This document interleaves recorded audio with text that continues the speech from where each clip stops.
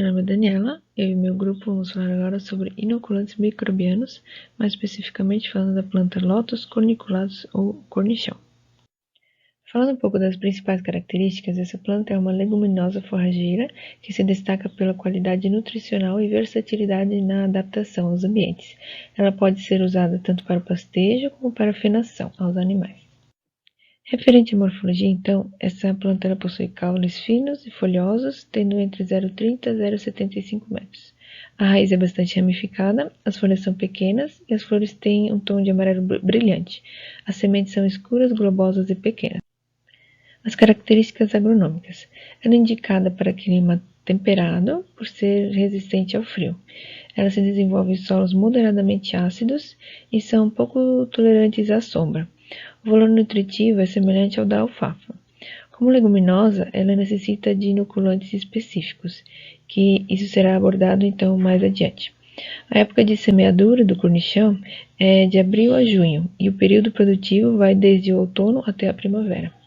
Meu nome é Tatiane Martins e, com base na Instrução Normativa SDA número 13, de 24 de março de 2011, existem então 2 micro-organismos que são autorizados pelo Ministério da Agricultura para a produção de inoculantes que são aplicados na espécie vegetal, então, Lotus corniculatus. As bactérias ou micro-organismos autorizados pelo Ministério da Agricultura são do gênero Mesorhizobium amorphae, a cepa autorizada CM806 e Mesorhizobium espécies com a cepa autorizada CM816. Então, eles são risóbios eficientes na fixação biológica do nitrogênio e representada pela sigla FBN, e possuem também alta capacidade de nodular essas raízes, que representam abrigo para as bactérias. Meu nome é Kelly e nós optamos por escolher um artigo científico.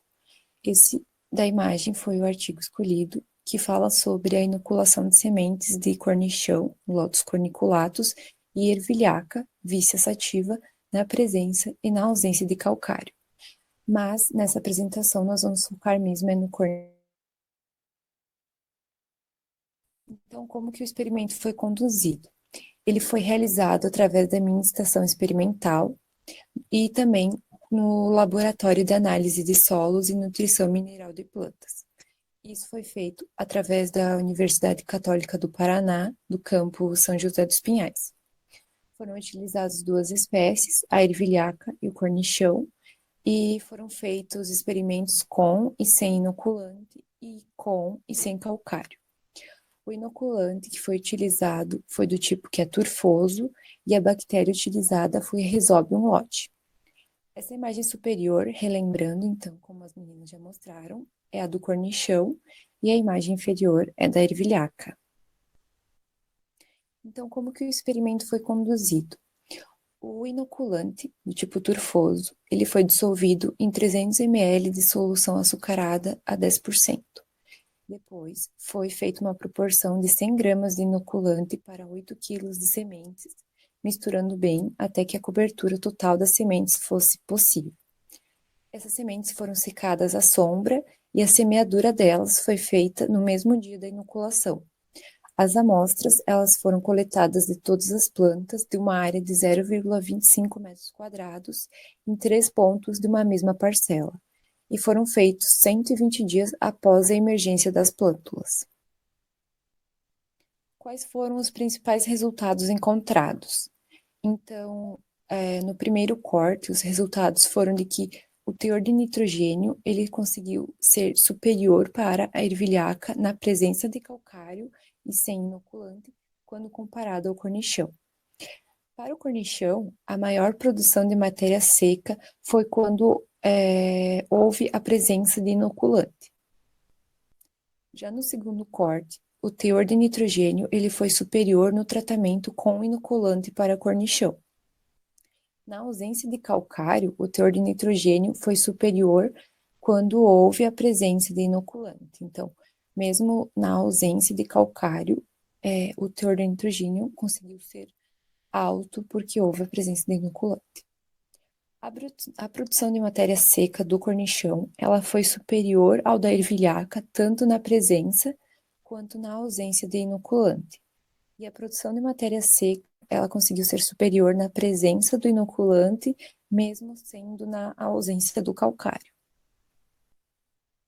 Então, é possível perceber que a inoculação ela é um fator decisivo para obter-se altas produções. Foi observado que a cultura do cornichão ela mostrou-se ser tardia nos primeiros meses, de cores mais cida e baixa capacidade de rebrote, quando não houve a utilização de inoculação.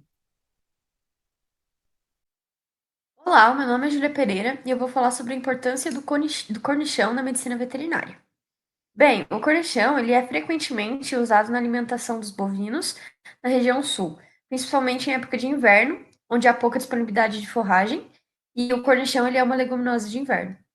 Bem, para contribuir no ganho do peso, o cornichão ele apresenta alto valor nutritivo, e por possuir elevados teores de proteína, que chega até 24%, e de digestibilidade, que chega até 86%. Ele também possui taninos condensados, que aumentam de 18% para 25% o aproveitamento das proteínas. Bem, como foi falado anteriormente, estão presentes nessas leguminosas os taninos, né? Então, essas leguminosas apresentam entre 1 a 5 miligramas de taninos condensados por grama de matéria seca, e o que vai evitar a formação de espuma no rumen. Os taninos, eles são classificados em taninos hidrolissáveis e também taninos condensados, o qual ele pode beneficiar os ruminantes, tanto pela prevenção do hipotiroidismo e também no controle sobre os endoparasitas. Então, ele tem essa importância na medicina veterinária, na alimentação dos bovinos. Meu nome é Gabriele e eu vou dar continuidade falando sobre os benefícios do processo de inoculação, né, nessa espécie e como isso pode ser refletido em um resultado positivo na medicina veterinária. Então, uma das atividades econômicas que tem maior importância no nosso país é a pecuária.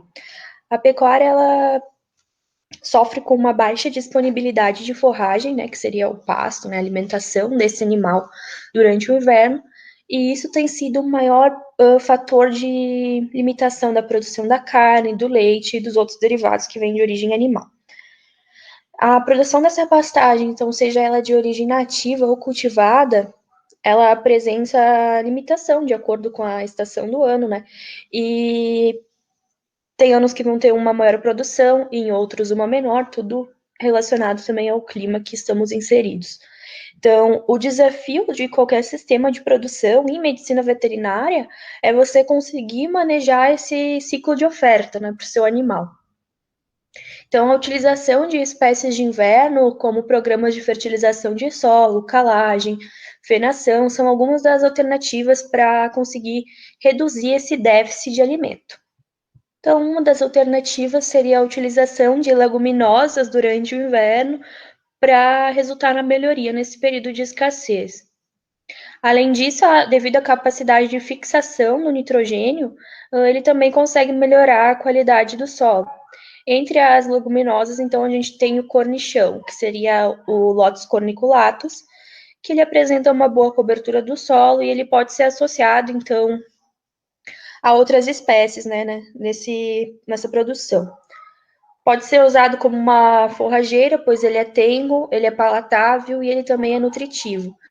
E ela já é utilizada no sul, né, na região, em pastagens permanentes e também em regiões temperadas, com produções que a literatura nos cita de 15 a 19 toneladas por hectare. Então, Moraes, né, em 1995, ele recomenda a inoculação das sementes, caso contrário, a cultura ela vai se mostrar tardia no primeiro mês e com pouca capacidade de rebrote nos próximos anos de utilização.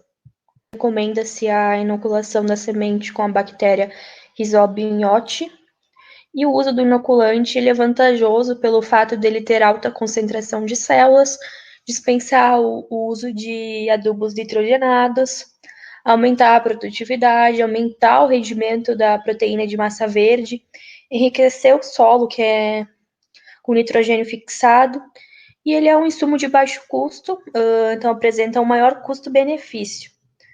Então, Para a medicina veterinária, né, no ramo da pecuária, da criação de grandes animais, ele se torna de suma importância pela sua alta capacidade de custo-benefício, né?